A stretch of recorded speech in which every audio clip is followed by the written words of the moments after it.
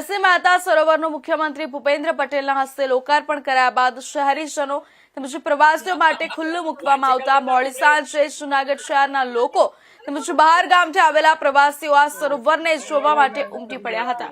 પરિવાર સાથે આવેલા પ્રવાસીઓએ નરસિંહ મહેતા સરોવરને નિહાળ્યા બાદ અંદર આવેલા બાળકો માટેના ગાર્ડનમાં બાળકોની મોજ મસ્તીની સાથે સાથે લાઇટિંગથી ઝળહળતા આ સરોવરથી અંદર ફોટો ક્લિક કરી એક યાદગીરી સાથે રાખતા નજરે પડ્યા હતા।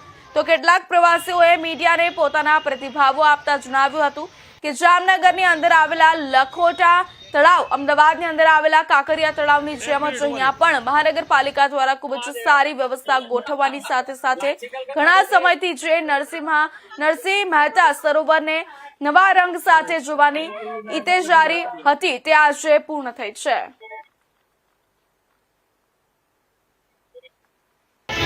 મારું નામ અર્જુન કૃષ્ણ આહિર છે। હું જુનાગઢથી જ બોર્ન એન્ડ બોટમ છું। જુનાગઢ માટે એક આ નજરાણા સ્વરૂપ આજે 28મી જાન્યુઆરીએ માનનીય મુખ્યમંત્રી શ્રી દ્વારા જુનાગઢની શહેરની મધ્યમાં નરસિંહ મહેતા સરોવરનું રિનોવેશન કરી અને નવા રૂપ સાથે ખુલ્લું મૂકવામાં આવ્યું છે। આ એક ખૂબ જ આહલાદક વાતાવરણમાં મારી દીકરી સાથે અહીંયા વિઝિટ કરી। અહીંયા વોકિંગ ઝોન, વૃક્ષો, લાઇટિંગ અને નરસિંહ મહેતાની પૂર્ણકદની મૂર્તિ, એમ્પી થિયેટર, ટાપુઓ, પુલ સહિતની સુવિધાઓ વિકસાવવામાં આવી છે તે ખૂબ જ આનંદપૂર્ણ છે। અને મહાનગરમાં એક જ્યારે યોગ્ય બગીચો નહોતો ત્યારે મહાનગરપાલિકા કહી શકાય એવું આ નજરાણું આપણી સામે નરસિંહ મહેતા સરોવર રૂપે પ્રસ્તુત છે।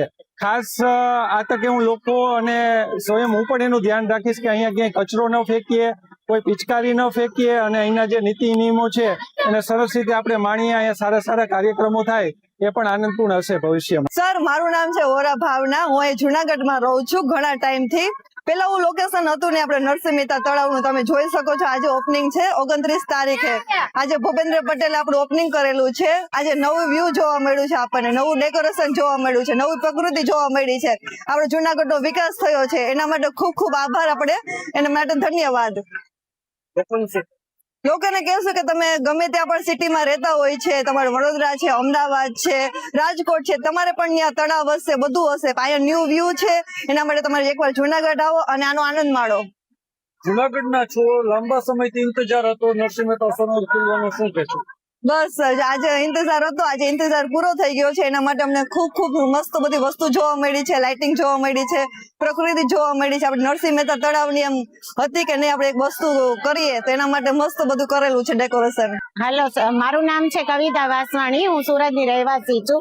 જુનાગઢ ફરવા માટે આવી છું, પણ અહીંનું આજે ઓપનિંગ નું જોઈને આ સ્થળની નરસિંહ મહેતાની મુલાકાત લેવા આવી અને જોઈને બહુ જ આનંદ થયો। બહુ જ સરસ લાઇટિંગ, એના સાથે સ્વચ્છતા અને જેટલું એમને આપણને ઇંતજાર કરી રહ્યું હતું એટલી જ સરસ ગિફ્ટ આપી છે। હવે આપણી જુનાગઢની પ્રજા ઉપર ડિપેન્ડ છે કે આપણે આપેલી આ ગિફ્ટનું આપણે કેટલી જાળવણી કરીએ છીએ।